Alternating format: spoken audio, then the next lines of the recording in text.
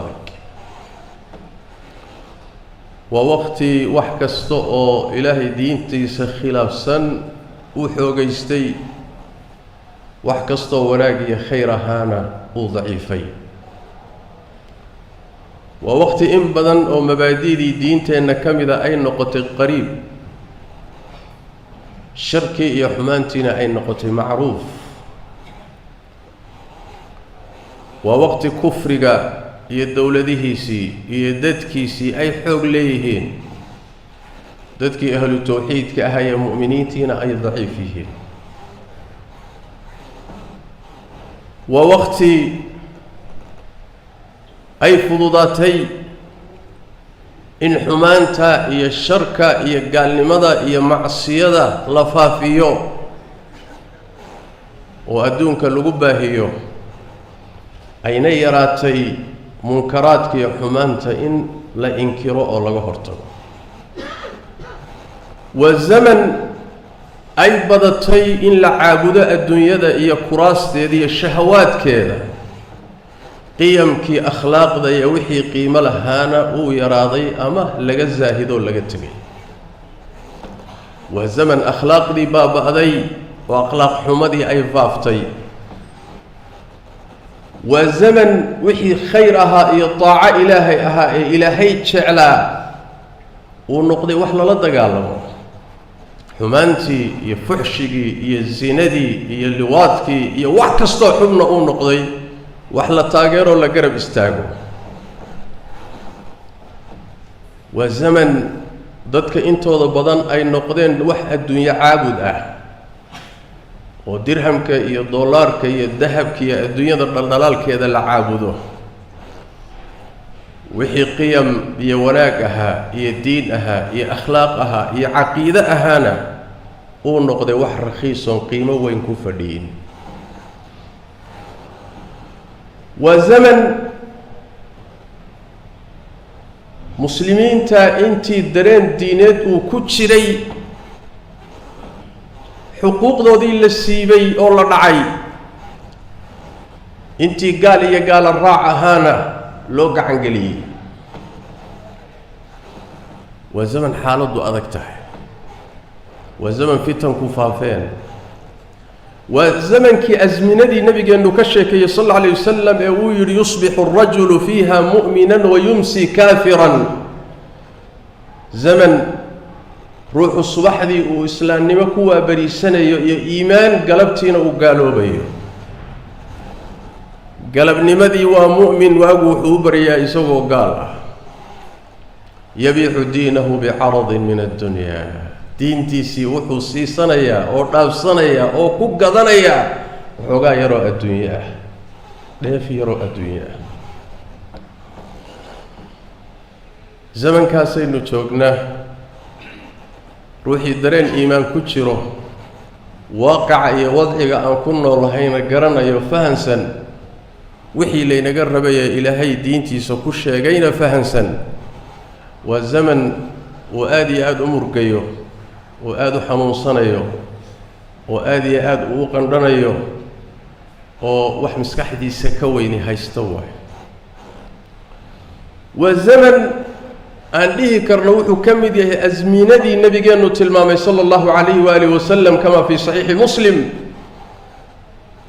qiyaamadu dhici maysa buu nebi maxamed ku dhaartay sal alla alayh wasalam ilaa uu ruuxu soo maro ruux dhintay qabrigii markaasuu ku gelgelimaysanayaa wuu ismarmarinayaa waa ku rafanayaa markaasuu wuxuu leeyahay shallaytee qabrigan ruuxa ku jira maxaan u noqon waayey maxaan hadda ka hor isaga dhiman waayey nebigu wuxuu yihi sal alla alayh wasalam dhimashada uu tamaninayo ma aha diin darteed ma aha laysa bihi diin fii riwaayati addayn culaysku dhanka diinta ma aha culaysku ma aha ilaahay kulankiisa ma aha laakiin culaysku wuxuu ka haystaa fitan iyo imtixaanaad iyo adduunka waxaa ku haysta wuxuu xamili la'yahay markaasuu wuxuu leeyahay maxaan hadda ka hor isaga dhiman waayey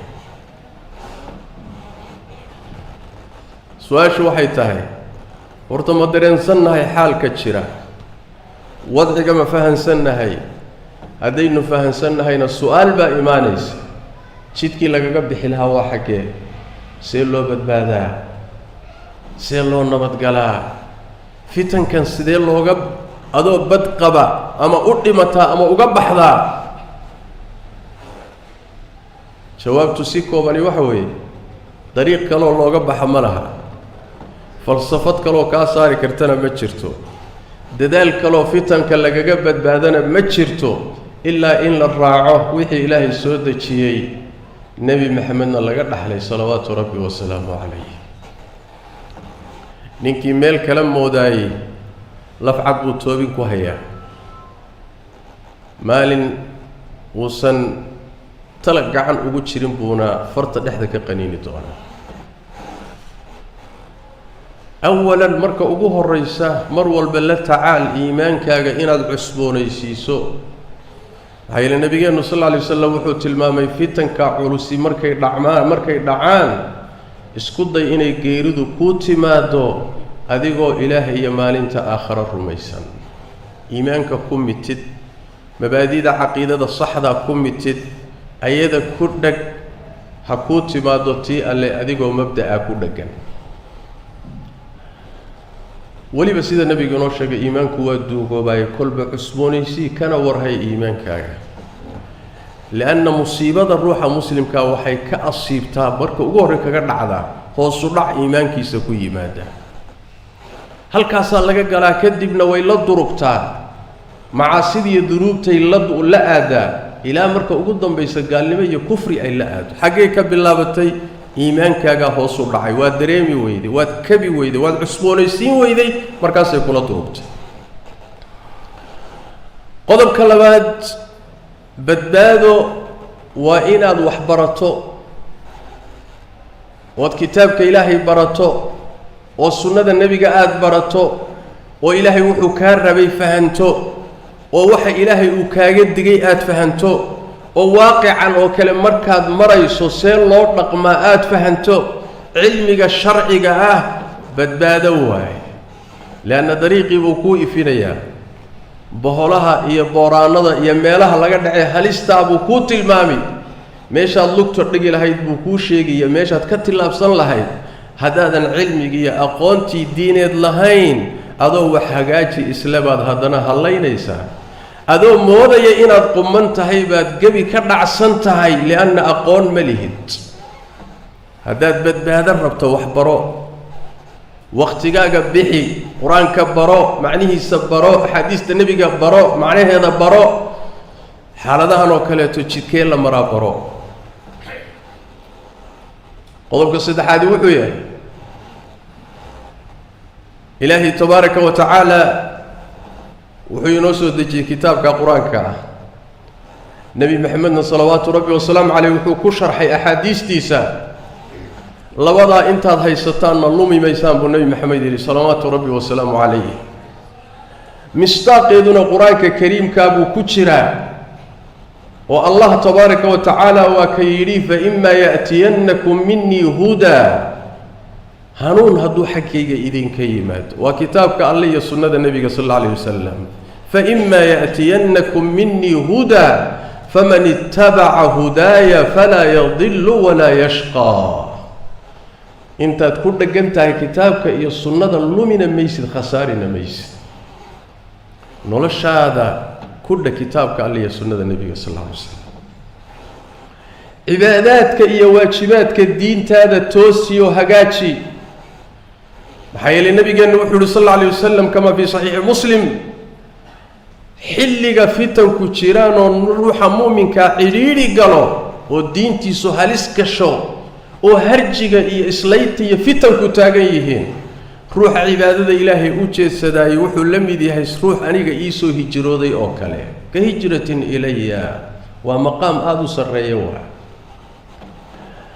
waxaa kaleetoo la mid ah danahaaga garo oo maslaxadaada garo oo maslaxadaada ku mashquul oo dantaada aakhiriya adduun ku mashquul oo yaan lagu fududaysaninoo dadkaasi afkaaraha khaldan wata ama danaystayaasha ah yayna ku isticmaalin oo ku adeegsanin. walaa yastakifannaka aladiina laa yuuqinuun, aakhare ma yaqaanaan oo ilaahay la kulankiisa ma rumaysna oo wax badan baa ka dahsoon, yaysan ku fududaysanin oo si fudud kuu duufsanin kuwa noocaas oo kale ah. nin barnaamij wato oo ajendo wata oon aakhare u soconin oo adduunyadiisa rabo inuu u noolaado, kursi doonaya ama jago doonaya ama magac doonaya ama xoolo doonaya, intuu galafka kugu qaado inuu kugu shaqaysto, berri muxuu ku tari waaye? nin afkaar khaldan xambaarsan oo isaga laftiisaba lunsani inuu ku kaxaysto afkaartiisii iyo falsafadiisii ku qaadsiiyo, berri muxuu kuu qaban karaa? waa inaad uun farta dhexda ka qadidoo tidhaahdo laytanii, maxaa ii geeyey? maxaa rasuulka u raaci waaye? maxaa sunnada iga leexiyey? maxaa balaayadan ii geeyey? maxay qabani waaye? waxba kuu qaban mayso. sidaas daraaddeed ayaa nabigeennu wuxuu tilmaamay sala allahu calayhi waaalih wasalam, markay fitanku dhacaan danahaaga khaaskaa ku mashquul, danaha caamkaana isaga tag. danaha caamkaa isaga tag. ree hebel baa wax loo raadin, iyo gobol hebel baa wax loo raadin, iyo tollo ayay, iyo waxbaa maqan. dantaada garo, dantaada garo, dantaada ma taqaanid. 60 jir baad tahay oo qabri baad qarka u saaran tahay, qabyaalad iyo ree hebelna waad u ololeynaysaa, berrina ilaahay baad la kulmi doontaa, ad hor istaagi doontaa. maxaad damacsan tahay? xaggee ku socotaa? kaaga darane had iyo habeenba waxaad dhegaysanaysaa ilaahay baa yidhi oo rasuulkiisaa yidhi oo waxani waa xun yahay, oo kuma diirinayso, kumana danqayso, kumana gelayso. meeshaadii baad taagan tahay, xumaantii baad ololaheedii ku jirtaa. war miyaadan dhimanaynin? war miyaadan aakhare aadaynin? war miyaadan qabri gelaynin? war adoo keliya soo ilaahay ma hor imaanaysid? war waxaan soo lagaaga daba imaan maayo? war soo xisaabi ma jirto? war xaggeed ku socotaa? war maxay kuu qaban? ree hebel muxuu kuu qaban? oo nin hebel muxuu kuu qaban? oo gobol hebel muxuu kuu qaban? oo koox hebel maxay kuu qaban? oo xisbi hebel muxuu kuu tari? muxuu kugu biiriyey? muxuu hadda kahor kuu taray? muxuu hadda kuu hayaa? walaa yastakifannaka aladiina laa yuuqinuun. waxaasiyaysan ku fududaysanin, waxaasiyaysan kugu danaysanin, oo yaysan dantaada ku seejinin. dantaada yayna ku seejinin haddaad dantaada garanayso. waxaa ka mid ah asbaabta badbaadada xaaladaha marka lagu jiro fitanka. badbaadada waxaa ka mid ah juhdigaaga iyo dadaalkaaga iyo maskaxdaada iyo qalinkaaga iyo xoolahaaga iyo awoodda ilaahay ku siiyey, waxaad gelisaa ilaahay diintiisa inaad ugu shaqayso. ilaahay waa kuu hiilinayaa markaad u hiiliso. in tansuru llaha yansurkum, haddaad ilaahay u hiilisaan waa idin hiilinaya. ixfad illaaha yaxfadka, haddaad ilaahay xifdido isaguna waa ku xifdinayaa. wahal jazaau lixsaani ila alixsaan, wanaag haddaad samayso abaalkaagu waa wanaag. sidaas daraaddeed haddaad meel u dagaalamayso, haddaad juhdi iyo dadaal gelinayso, haddaad meel u murmayso, haddaad meel xoolahaaga ku bixinayso, haddaad juhdigaaga gelinayso, haddaad caqligaaga gelinayso, haddaad xoolahaaga gelinayso, meeshaad gelin lahayd waa ilaahay diintiisa u hiili, ehelkeeda u hiili. hay-ada garab istaag, middaasaa wax ku tari, ilaahayna kugu xifdinaya tabaaraka wa tacaala. mid diinta ilaahay u dagaalamo noqo, ama mid garab istaagoo asaga garab u ah. mid diinta ilaahay barayo macallina noqo, ama mid u hiiliyo garab istaaga noqo. mid ilaahay tabaaraka wa tacaala dacwadiisa iyo diintiisa faafiyo noqo, mid garab istaaga noqo. mid maslaxada iyo wanaagga ummadda ka shaqeeya noqo, ama mid garab istaaga noqo. halkaa weeye meesha dantaada iyo maslaxadaadu ku jirta, badbaadaduna ku jirto. laakiin haddaad ka leexato juhdigaaga iyo dadaalkaaga meel xun ay gasho, khaatumo xun baad ku socotaa, si xunna waad u dhimani. waxaa ka mid ah asbaabta badbaadada in aad badiso ducada, ilaahay inuu dariiqa saxda kugu sugo, fitankana kaa badbaadiyo. nabigeenna sala allahu calayh waaalih wasalam waxaa ka mid ahaa dardaaramadiisii ummaddiisa uu jeediyey istaciiduu billahi min alfitani maa dahara minha wamaa batan. ilaahay ka magangala fitnooyinka kuwa muuqdiyo kuwa qarsoonba. allah ku carara, allah ka magangala, ilaahay ka magangala, ilaahay ku carara. khaasatan markay fitnooyinku culus yihiin oo dadka intoodii badnaa ay qaateen inay fitnadaasi ku qaadato qarkaad u saaran tahay. lianna meesha bini aadamka laga galo waa qalbiga. qalbiguna waa fudud yahay, inuu leexdana waa fududdahay, inuu kharrimana waa fududdahay. nabigeennu siduu sheegay sal alla alay wasalam, quluubta bini aadamku waxay ku jiraan laba farood oo ilaahay farihiisa ka mida dhexdooday ku jiraan. siduu doonuu ilaahay u rogrogaa. munaasabadda xadiidku ku yimidna waxay ahayd nebiga ducadiisa waxaa u badnayd allahuma yaa muqalliba alquluubi habbit qalbii calaa diinik. ilaahayga quluubta rogrogow, qalbigayga diintaada ku sug. markaasaa caaisha waxay tihi rasuulka ilaahayow, ducadan unbaad badisaa, maxaa ka baqaysaa? ducadanaa kugu badan, yaa muqalliba alquluubi habbit qalbii calaa diinik. markaasaa wuxuu yidhi caaishooy, ilaahay addoommada quluubtoodu waxay ku jiraan ilaahay farihiisa, siduu doonuna u rogrogaa. waa nebi maxamed sal alla alay wasalam. maxaad adiga isu malaynaysaa oo maanta nool oo wakhtigan jooga oo fitnooyinkan la nool, qalbigaaga xaalkiisu sidee weeye? halis baan ku jirnaa. saas daraaddeed ilaahay bari inuu fitanka kaa badbaadiyo. allah bari tabaaraka wa tacaala inuu ku sugo, qalbigaaga khayrka iyo wanaagga jeclaysiiyo ku sugo. isaga fogow waa qodobka 7 ama 8 ee mawaadinta fitanka, meelaha dhibaatadu ka dhacaysay fitanku ka jiraan. ka carar, ka carar. nabigu carara buu yidhi sal alla alay wasalam, fitanka ka carara. intaad ka durki ka dur, shirarkeeda ha tegin, haasaawaheeda ha ka qaybgelin, fadhi ku-dirirkeeda ha ka qaybgelin, gacan iyo talaha ku yeelanin, waxba ha ku darsanin. hadday ka maarmi weydo naseexo, ilaahay ka baqa, ishagaajiya, maslaxo, isu soo jiid. laakiin qayb ha ka noqonin, hana u dhowaanin, hana ka qaybgelin fitankaasi meelaha ay ka socdaan. nebigu wuxuu yidhi sal alla alay wasalam, ninkii heli kara meeluu ku badbaado ha magan galo, how carara buu nebigu yihi salawaatu rabbi wasalaamu calayh. ilaa uu ku taliyeyba magaalooyinka markay fitanku ka dhacaan, haddaad beertaada ku badbaadi karta beertaada aad, haddaad adhigaaga ku badbaadi karta baadiye aadoo adhiga tabco, haddaad geel leedahay geelaaga aad, haddaad qoyskaad ka dhalatay dhexdooda ku badbaadi karto, fitnadu kaa badbaadin kartana iyaga ku carar si ay diintaada kuugu badbaado. leanna iyadaa raasamaal ah. xoolo seeg oo kursi seeg oo hanti seeg oo beertaada seeg oo ilmaha seeg oo xaaska seeg, laakiin diintaada ha seegin. wax walboo la waayo waa laga kaban karaa, laakiin diintaadood weydo kabasho male, meel laga soo kaban karo maaha.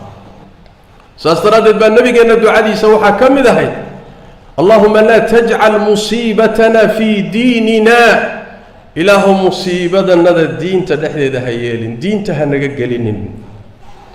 musiibada iyo fitnadu inay ilmaha kaa gasho, oy xaaska kaa gasho, oy xoolaha kaa gasho, oy caafimaadka kaa gasho, kabashay leedahay. laakiin markay musiibadu diintaada iyo caqiidadaada iyo cibaadadaada iyo xidhiidhkaad rabbigaa la leedahay, halkaa markay fitnadu kaa gasho kabasho male, waad halaagsantay halaag xaqiiqiya.